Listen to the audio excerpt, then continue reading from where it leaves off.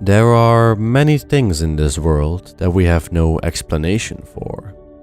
Things we just can't quite understand, even when the answers are right in front of us. Throughout the years, many of such things have taken place and are still left unsolved. We like to call them mysteries, enigmas, riddles. Let me tell you about one of those unsolved mysteries. Let me tell you about the Zodiac Killer. During the night of December 20th, 1968, 17-year-old David Faraday and his 16-year-old girlfriend, Betty Lou Jensen, were taking a little drive down to Lake Herman Road on the outskirts of Vallejo, California. They went to the usual makeout spot for couples in the area and were probably excited to spend a romantic night together. Something must have gone wrong because the two were found shot dead near their car later that night. The police was completely baffled by this incident and had no credible leads on a possible suspect or even a possible motive. The police are forced to give up on the investigation. For now. About half a year later, on the early morning of July 5th, 1969, a similar crime took place.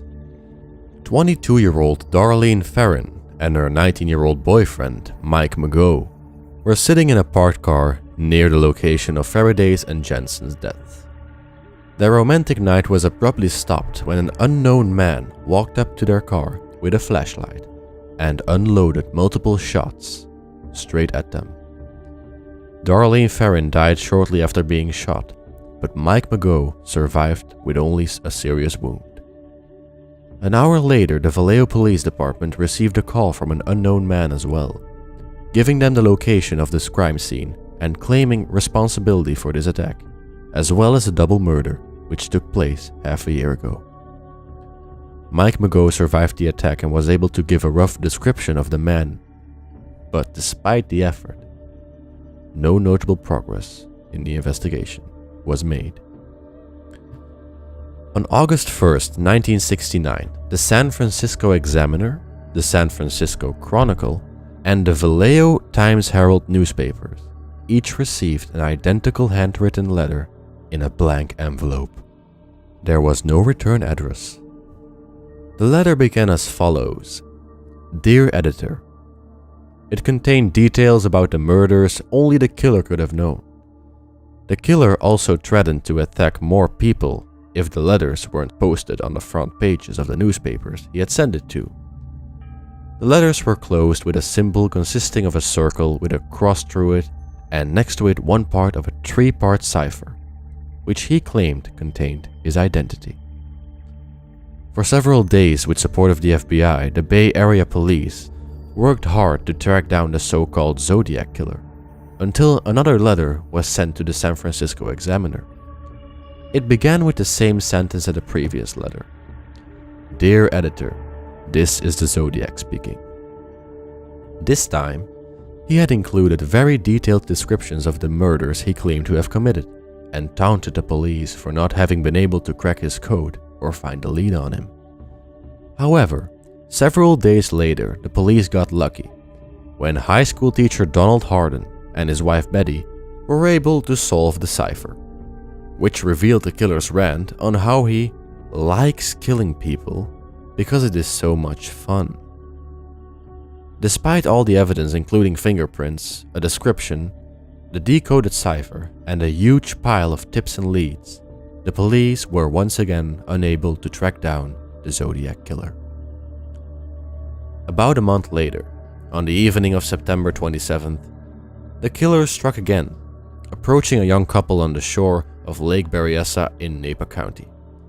Cecilia Shepard and Brian Hartnell were followed by a man wearing a hood and a shirt, bearing the circle and cross symbol, after which he tied them up and brutally stabbed them both.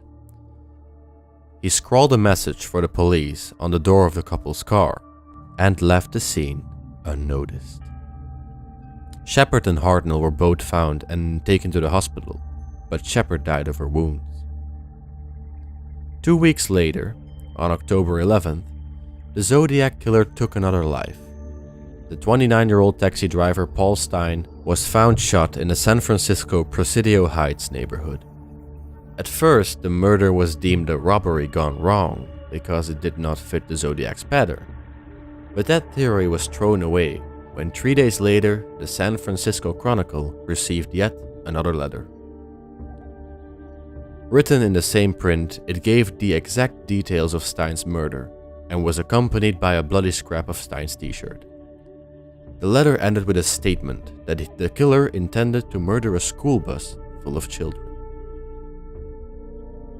Some people had witnessed a man fleeing the scene of Stine's murder, and with their descriptions, the police were able to create and circulate a composite sketch of the Zodiac killer. This also got the police nowhere because not a single sighting was reported. Even with all of the evidence that had accumulated during the investigation, the police was still not getting any closer. The Zodiac kept on writing his letters to the papers, including more ciphers, claiming more murders had happened, and mocking the police for their inability to catch him. This went on for a long time, until, in 1974, the letters suddenly stopped. The investigation, however, never did.